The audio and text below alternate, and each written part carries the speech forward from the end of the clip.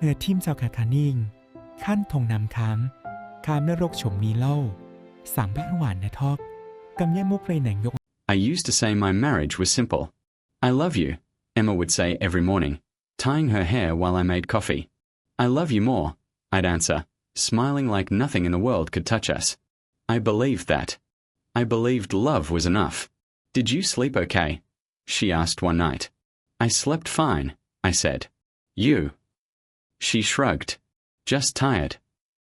I never pushed. I always thought trust meant silence when questions felt rude. Our home felt safe to me. I paid the bills, fixed the sink, planned weekends. Emma laughed at my bad jokes. We argued about small things. You forgot the trash again, she'd say. I'll do it now, I'd reply. Why do I always have to remind you? You don't, I'd say, kissing her cheek. I just get distracted. She'd smile, and I'd think, see, we are fine. Ryan was always around. Cousin by blood, brother by choice, he used to say, clapping my shoulder. He'd sit on our couch, feet on the table, joking with Emma like it was nothing. You're lucky, Ryan told me once. Most guys don't get a wife like her. I know, I said. That's why I don't screw it up. Emma laughed. Hear that? He thinks he's perfect. I don't, I said.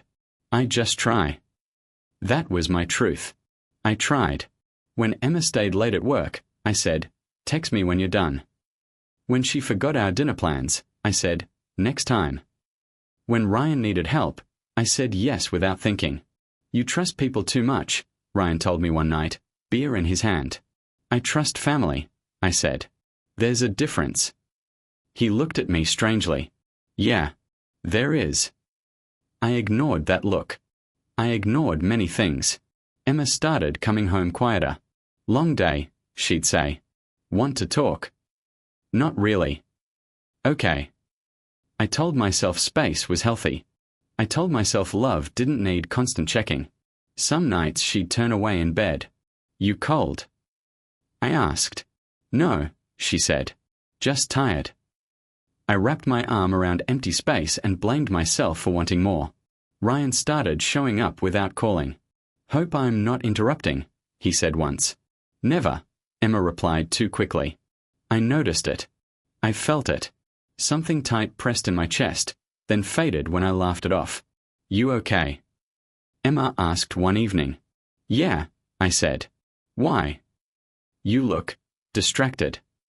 Work stuff, I lied. She nodded, relief flashing across her face, and I missed how strange that relief was.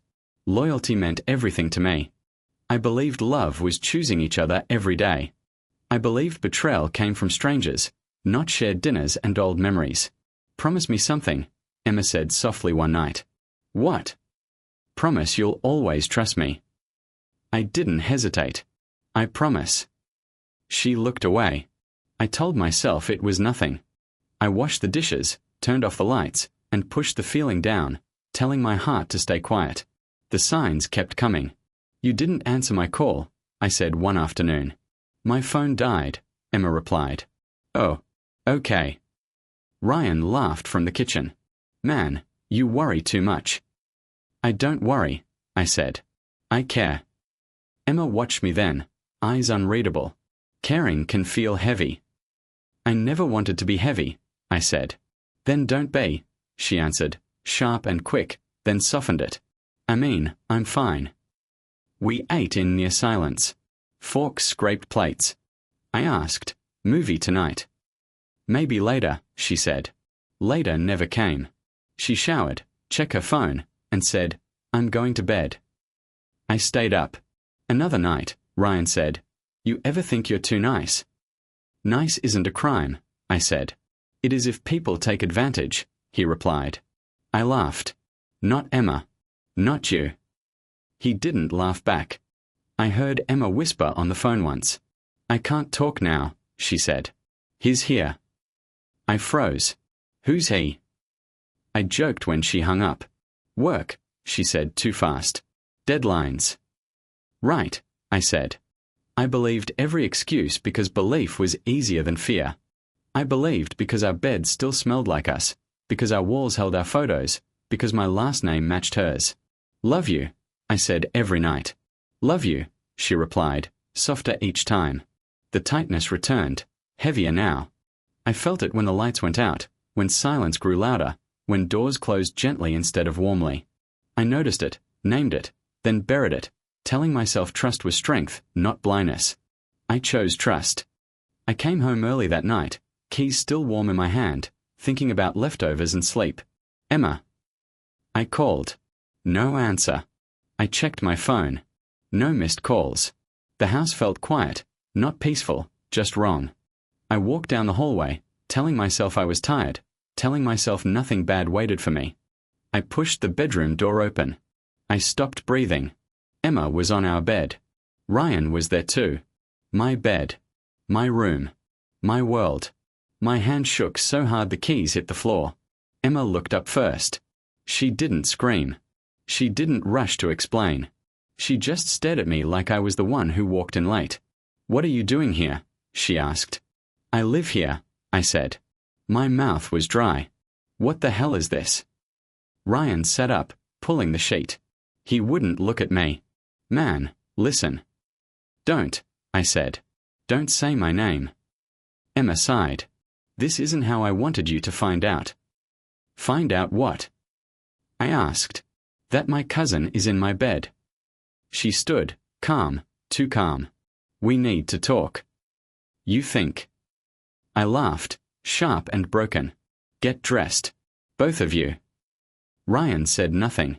His eyes stayed on the floor. "How long?" I asked. Emma crossed her arms. "Does it matter?" "Yes," I said. "It matters to me." She hesitated. "A while." My chest burned. "Define a while." "Months," she said. I looked at Ryan. "You." He swallowed. "I never meant to hurt you." I nodded slowly. "You just didn't care." "That's not fair," Emma said. "This isn't only about him." I stared at her. "Then explain it." She took a breath. "I'm not happy. I haven't been for a long time." "So you sleep with my cousin?" I asked. She didn't flinch. "I found someone who listens." "I listened," I said. "I asked every day." "You were there," she replied, "but you weren't enough." The words hit harder than any punch. "Enough for what?" "For me," she said simply. Ryan finally looked up. "I'm sorry." I laughed again. "Sorry doesn't belong here." Emma picked up her phone. "We should be adults about this." "Adults." I said. "You're in my bed." She met my eyes. "I want a divorce." The room spun. "You're asking me now?" "Yes," she said. "It's better this way." "Better for who?" I asked. "For all of us," she replied. I stepped back, legs weak. "Get out." Ryan stood fast. "I'll leave." "Go," I said. "Before I forget who you are." He grabbed his clothes and rushed past me. He brushed my shoulder. I felt nothing. Emma stayed. "You don't have to act like this," she said. "Like what?" I asked. "Betrayed." She exhaled. "I didn't plan to hurt you." "But you did," I said. "Every day." She shrugged. "You'll survive." Those words broke something in me. "You sound practiced." "I've thought about this," she said. "I won't apologize for choosing myself." "Choosing yourself?" I said. "By destroying me." She looked tired. "You're strong. You always bounce back." I felt small. "You don't get to decide that." She grabbed a bag. "I'll stay with a friend." "Ryan?" I asked. She paused. "That's not your concern anymore." I stood there as she walked past me. At the door, she said, "I hope someday you understand." I didn't answer. The door closed. The silence screamed. I sank onto the bed, staring at the sheets, shaking, throat tight. I whispered, "I trusted you," to an empty room. In one night, my marriage, my family, my name all shattered, and I realized I was standing in the ruins, alone, no longer a husband, no longer safe, just awake. I sat there longer than I can explain. My phone buzzed. Ryan's name flashed. I didn't answer. It buzzed again. "Please talk to me," he texted. I typed, deleted, then typed, "You're dead to me," and erased that too. I stood and walked to the bathroom. My face looked wrong. "This isn't real," I told the mirror. "Wake up." Nothing changed. I splashed water. My hands wouldn't stop shaking. The phone rang again. "Emma." I answered without thinking. "What?" "I forgot my charger," she said. I laughed, loud and empty. "You forgot your heart too." "Don't do this," she said. "I'm trying to keep this calm." "Calm?" I said. "You planned this." She paused. "I planned to leave. Not for you to walk in." "So if I came home late," I said, "you'd still be lying." "Yes," she said. I slid down the wall and whispered my own name, like it might save me. I thought of holidays, promises, the word forever. I thought of Ryan calling me brother. I thought of Emma asking for trust. "I gave you everything," I said to the room. The room gave nothing back. I realized then something had died. The husband who thought home meant safety. I stood up slowly, breathing through pain, knowing the night had cut my life in half, and nothing waiting on the other side would ever be the same again. For me. I slept on my side of the bed and still woke up reaching for Emma. "Stop," I whispered to myself. The room stayed silent. I stared at the wall until morning, replaying her voice. "You weren't enough." The words followed me everywhere.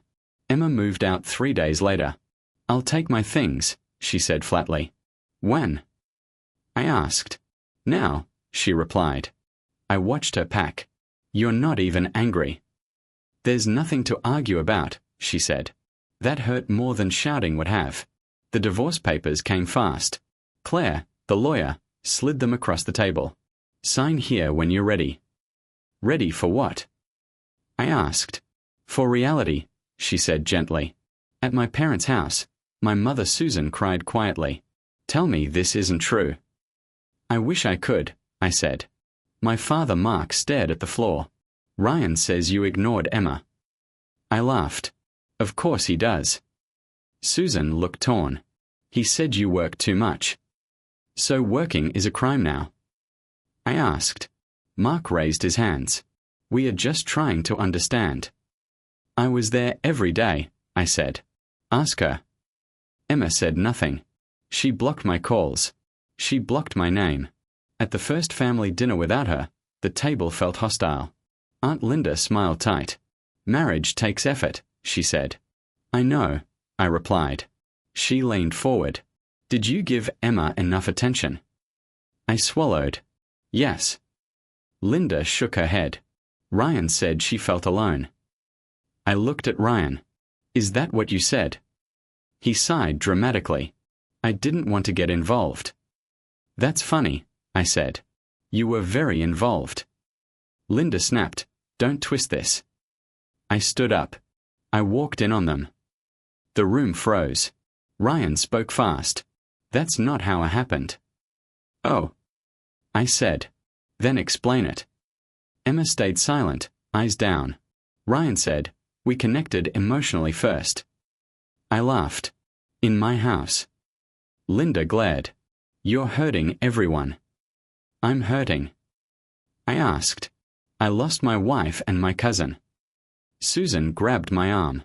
"Please." I sat back down, shaking. Later, my phone buzzed. Emma finally texted. "Stop causing drama." I typed, "You slept with him." She replied, "I didn't want this public. So I'm supposed to bleed quietly." I whispered. "Ryan called me that night. I never meant to replace you." "You replaced nothing," I said. "You stole." "You're being dramatic," he replied. I hung up. At another gathering, conversations died when I entered. Someone whispered. Someone laughed nervously. I felt like a stranger in my own bloodline. Linda cornered me. "If you had been more present." "Don't," I said. "Don't rewrite my life." She scoffed. Emma looked miserable. "Then why won't she speak?" I asked. Linda had no answer. I drove home shaking, questioning everything. Was I blind? Was I weak? I stared at the walls again, hearing voices that weren't there. Mark called later. Your aunt thinks you're exaggerating. So I imagined it. I asked. No, he said quickly. I believe you. I just don't know how this went so wrong. Because lies travel faster than truth, I said. Susan took the phone. You're still our son. I breathed out slowly. I feel alone. You're not, she said, but her voice wasn't sure. I signed the papers the next morning. My hand shook. This is really happening, I told Claire. Yes, she said. And it will get quieter. I wasn't sure I wanted quiet. Silence felt like punishment. That night, I looked at myself in the mirror. Maybe I wasn't enough, I said. The mirror didn't answer. I lay down alone again, hearing family voices in my head, twisting the past. I realized betrayal doesn't stop with one act. It spreads through words, doubts, and silence, until you start questioning your own truth. And I hated that it was working on me. I stopped sleeping. Nights blurred into mornings, and mornings felt pointless. I poured whiskey into coffee mugs and told myself it was temporary. Just to quiet my head, I said out loud. The bottle answered better than people did. Daniel showed up without asking. You look like hell, he said. Good, I replied. Means I'm alive. He took the bottle from my hand. You're hiding. I'm surviving, I said. You're rotting, he shot back. I laughed, bitter. Everyone already thinks I'm the villain. Do you? He asked. I didn't answer. We sat in silence. My phone buzzed with nothing important. Daniel finally said, You going to drink yourself into a ghost? Maybe, I said. At least ghosts don't feel. That's bullshit, he said. You're scared. Of what? I snapped. Of choosing who you become, he said. I rubbed my face. I lost my wife. I lost my family. I lost my name. You lost people who failed you, he said. Not your spine. I feel empty, I admitted. Angry. Small. Daniel leaned forward. Say it. Say what? What you're afraid of. I swallowed. I'm afraid if I fight back, I'll turn cruel. And if you don't? He asked. I'll disappear, I said quietly. He nodded. There it is. Days passed like that. I didn't sleep. I snapped at strangers. I replayed every moment with Emma, every laugh, every promise. Where did I go wrong? I asked the ceiling. Daniel called every night. Did you eat? No. Did you sleep? No. Did you drink? Yes. Then listen, he said. You can't heal while poisoning yourself. I slammed the glass down. I don't want to heal. Why? He asked. Because healing means accepting it's over, I said. And it is, he replied. That truth hurt worse than betrayal. I stared at my hands. They don't even respect me anymore. Who? Daniel asked. My family. They look at me like I failed. Did you cheat? He asked. No. Did you lie? He pressed. No. Then stop carrying their shame, he said. I laughed weakly. Easy for you. I watched my brother destroy himself, he said. I won't watch you. I poured the rest of the bottle out. My hand shook. I don't recognize myself. Then rebuild, he said. Quietly. I sat on the floor after he left, head against the wall. I felt hollow. Forgotten. Replaceable. I whispered, No one's coming to save me. The answer came from somewhere steady inside. Then stop waiting.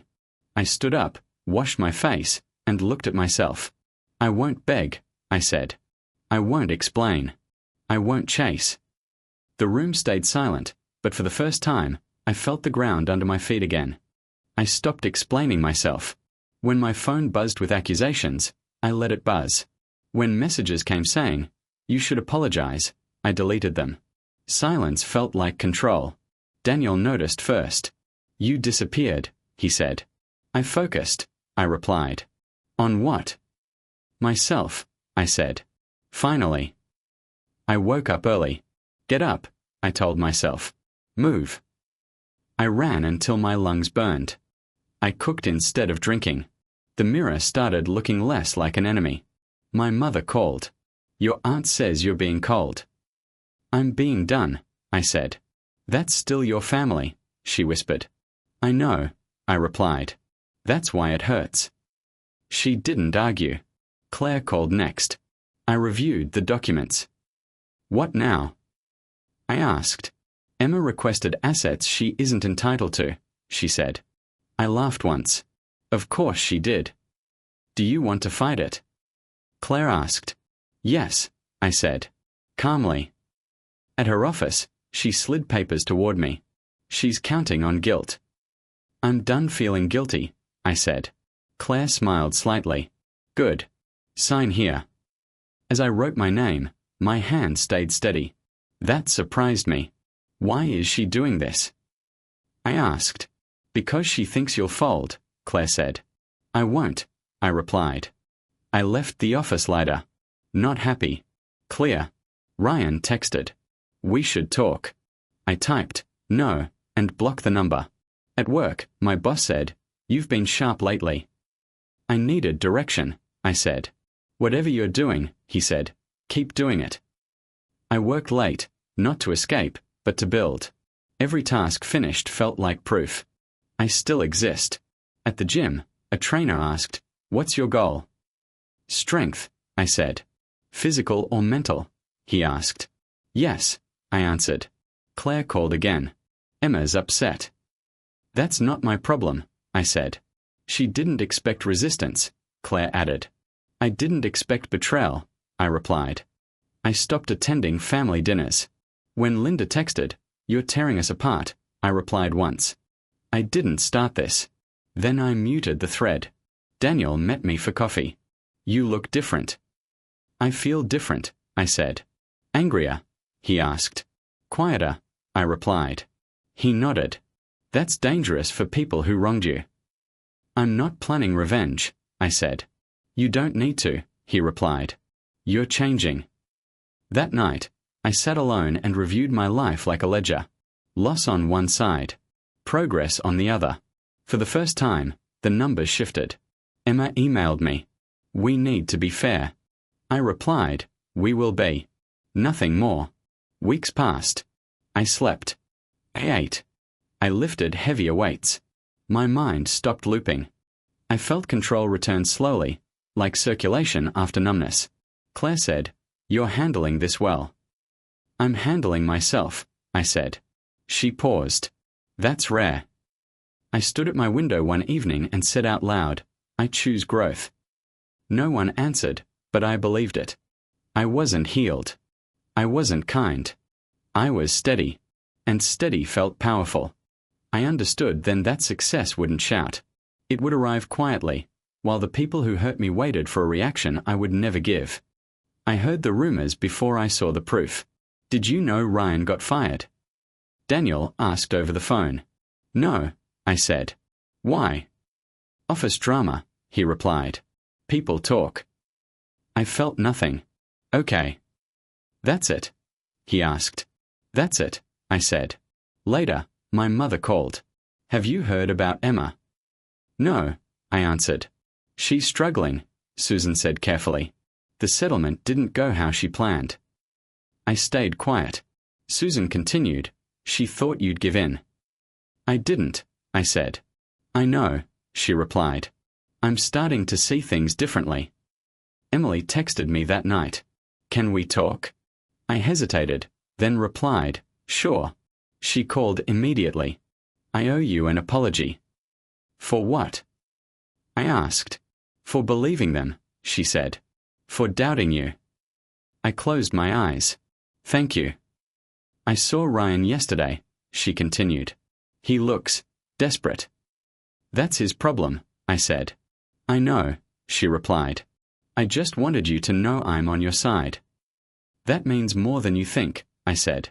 At work, someone mentioned Ryan casually. Didn't he work with your cousin? He used to, I replied. They raised an eyebrow. Word travels fast. So does karma, I said quietly. Claire called me later. Emma's lawyer reached out. What do they want? I asked. To renegotiate, she said. I laughed once. No. She's under pressure, Claire added. That's unfortunate, I replied. Claire paused. You're calm. I'm done reacting, I said. At a family gathering I almost skipped. The tone had changed. Aunt Linda avoided my eyes. When she spoke, her voice lacked confidence. We didn't know the whole story, she said. I know, I replied. Ryan wasn't there. Someone whispered, he's not welcome right now. Emily leaned over. Funny how fast things change. They don't change, I said. They reveal. Emma texted me that night. I never wanted this to happen. I stared at the message. You chose it, I said aloud, then didn't reply. Daniel met me for a drink, coffee this time. You look untouched. I feel distant, I said. That's power, he replied. I don't want revenge, I said. I just want peace. And you're getting it, he said. Emily visited my place. This feels different, she said. It is, I replied. You're not angry, she observed. I was, I said. Now I'm free. She smiled. I'm proud of you. Thank you, I said. Ryan tried calling once. I let it ring. Emma emailed twice. I archived both. Their chaos stayed on their side of the line. My father called later. I should have listened sooner, Mark said. I understand, I replied. No, he said. You deserved better. I nodded, even though he couldn't see me. That night, I stood alone, feeling nothing but steady ground. I realized karma didn't need my help. It didn't shout or threaten. It arrived quietly, stripping excuses, leaving truth behind. And I watched it happen without smiling, without gloating, without stepping closer. Because the distance I kept from their downfall felt like the final proof that I had already won. The room felt smaller the moment I walked in. Conversations stopped. Plates froze midair. Emma sat stiff on the couch. Ryan stood near the window, arms crossed, eyes darting. I took a seat and said nothing. Linda spoke first. We are all here to clear things up. I nodded once. Emma said softly, this doesn't have to be hostile. I looked at her. I'm not hostile. Ryan swallowed. Then why are we doing this? So everyone can stop lying, Emily said. Linda snapped, watch your tone. I'm watching yours, Emily replied. Mark cleared his throat. Ryan, say what you need to say. Ryan rubbed his hands. I never wanted this public. Funny, I said. You lived in my house. Emma shot me a look. Please don't. I stayed quiet again. Susan leaned forward. How long did this go on? Ryan hesitated. Before he found out. That's not an answer, Emily said. Ryan exhaled. Almost a year. The room exploded. Linda screamed. What? Emma whispered. Ryan. Susan stood. A year. I finally spoke. That's longer than our last anniversary. Emma's face crumbled. I didn't plan it. Plans don't last a year, I said. Linda's voice shook. You said it was emotional. Ryan snapped. It was, at first. At first. Mark repeated. Ryan looked at me. I'm sorry. I didn't respond. Emma tried again. I felt invisible. You weren't, I said calmly. You were dishonest. She stood. You worked all the time. So you slept with my cousin, I replied. That's not fair, she cried. Emily said, neither was betraying him. Linda broke down. My son wouldn't do this. He did, I said. Ryan whispered, I ruined everything. I looked at him. You chose it. Silence fell heavy. Susan wiped her eyes. Why didn't you say anything sooner? I did, I replied. No one listened. Linda turned to me. Why didn't you fight harder? I met her gaze. I fought by telling the truth. Emma stepped closer. I never meant to hurt you. You did, I said. Intentionally. She froze. Ryan sank into a chair. I was jealous. Of what? Mark asked. Of him, Ryan said. He had stability. Emily scoffed. So you destroyed it. Linda sobbed openly. I raised you better. Ryan said nothing. Emma reached for my arm. Please say something. I leaned back. I am. With silence? She asked. Yes, I replied. Mark nodded slowly. I see it now. Susan said quietly, We failed you. I exhaled. I survived anyway. Emma's voice cracked. Can we talk later? No, I said. Ryan whispered, I want to fix this. You can't, I replied. Not with me. Linda covered her face. What do we do now? Emily said, We stop blaming him. All eyes turned to me. I didn't smile. I didn't argue. I simply stood. I came because you asked, I said. I'm leaving because I'm done. Emma said my name. I didn't turn around. As I walked out, I felt something settle. Not victory. Not anger. Just certainty. They finally understood that my silence wasn't weakness. It was the moment I took everything back and gave none of it away again. Emma waited for me outside my building. Can we talk? She asked. I'm listening, I said. She swallowed. I'm sorry. I nodded once. I know. That's it? She asked. That's enough, I replied. She stepped closer. I didn't realize what I was losing. You realized, I said. You just chose differently. Her eyes filled. I was confused. You were certain, I said calmly. She shook her head. I regret it. I don't, I said. That stunned her. You don't regret us. I don't live there anymore, I replied. She reached for my hand. I stepped back. Don't. I'm not asking to go back, she said. I just want closure. This is it, I said. She whispered my name. I felt nothing. Ryan appeared from nowhere. I need to explain. You don't, I said. I made mistakes, he said. I was in a bad place. You stayed there a year, I replied. He winced. I thought you'd forgive me. I did, I said. For myself. Emma stared. Then why won't you try again? Because forgiveness isn't permission, I said. Ryan said, we were both unhappy. You were dishonest, I replied. Emma's voice broke. I miss you. I miss who I was, I said. Not you. She cried softly. I thought time would soften you. It sharpened me, I said. Ryan stepped forward. I lost everything. You gave it away, I replied. He snapped, don't act superior. I'm not, I said. I'm detached. Emma wiped her face. Is there really nothing left? There's respect, I said. And distance. She laughed weakly. You sound like a stranger. I became one, I replied. To survive. Ryan looked at the ground. I wish I could fix it. You can't fix what you chose to break, I said. Emma asked, did you ever love me? I loved you honestly, I said. That matters. And now, she pressed. Now I love myself more, I replied. She stepped back like I'd pushed her. You're cruel. No, I said. I'm clear. Ryan muttered, this isn't fair. Neither was betrayal, I said. Silence stretched. I checked my watch. I have to go.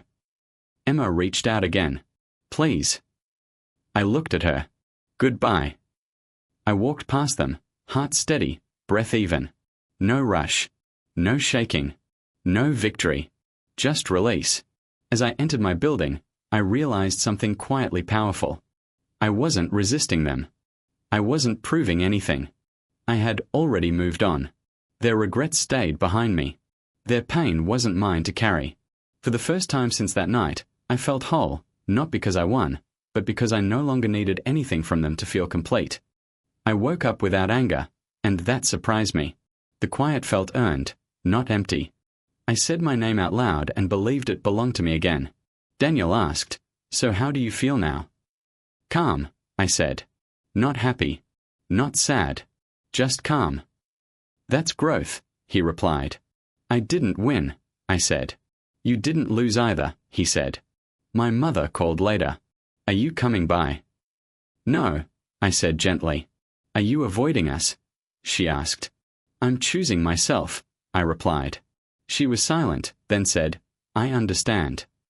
At work, my boss said, "You've changed." "I had to," I answered. "You're solid," he said. "Reliable." "Thank you," I replied. I walked past old places without slowing down. The restaurant where Emma laughed. The street where Ryan joked. Memories rose and fell without cutting me. Emily texted, "Proud of you." I typed back, "I'm okay." She replied, "You sound free." I smiled once. That night, I spoke to the mirror again. "You survived," I said. "You didn't become cruel." The mirror stayed quiet, but I saw it in my eyes. I thought about karma, how it moved without my hands. I didn't celebrate it. I didn't fear it. I let it pass through like weather. Emma emailed one last time. "I hope you're well." I stared, then archived it. Ryan didn't reach out again. Neither did Linda. Silence settled where chaos used to live. Daniel asked, "Do you miss them?" "I miss who I was before them," I said. "But I don't want him back." "Why?" he asked. "Because he trusted blindly," I replied. "I trust myself now." I packed old photos into a box. Not to burn.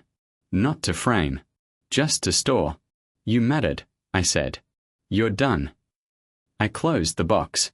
On a quiet morning, I walked alone and felt steady. No audience. No justice speech. No revenge fantasy. Just breath and ground. I whispered, "This is enough." For a long time, I thought victory meant apologies, regret, or public truth. Now I knew better. Victory was waking up without dread. Victory was not checking my phone. Victory was peace that didn't need permission. I didn't forgive to excuse them. I forgave to release myself. I didn't forget. I learned. When my past tried to speak, I didn't argue. I moved forward. I wasn't a husband anymore. I wasn't a victim either. I was a man who lost everything and chose not to lose himself. I turned the page quietly. No applause followed. I didn't need it. I walked away stronger, not because I was unbroken, but because I rebuilt myself without hate, without noise, and without looking back. I didn't chase closure anymore, because closure lived inside my choices. I stopped measuring days by pain and started measuring them by consistency. I showed up, finished tasks, returned calls, and kept promises to myself. When doubts whispered, I answered with action. When memories pushed, I breathed and kept walking. I let my family exist without my approval. I let Emma exist without my attention. I let Ryan exist without my anger. Distance became my boundary, and peace became my habit. I wasn't cold. I was clear. I didn't need to be understood. I needed to be aligned. Each morning, I chose discipline over drama, patience over pride, and honesty over nostalgia. The past lost its voice because I stopped feeding it. The future didn't demand guarantees. It only asked for effort. I gave it that freely. I learned that strength is quiet repetition, not loud declarations. I learned that dignity grows when no one is watching. I learned that love, real love, starts with self-respect and ends with freedom. I didn't rebuild to prove anything. I rebuilt because I deserved stability. I didn't escape my story. I integrated it. I carry it without shame, without fear, and without need for applause. This is where I stand now, balanced, awake, and finished with explanations. I move forward deliberately, trusting small steps. I honor my boundaries and protect my time. I speak less, listen more, and choose environments that support growth. I accept that some chapters end without repair. I accept that silence can be kind. I accept that leaving is sometimes love. With steady breath, I continue, present, grounded, and willing to begin again without fear. I remember lessons, release resentment, and remain open, knowing tomorrow will meet me where I stand, prepared, patient, and whole with clarity, courage, and quiet confidence today for my life.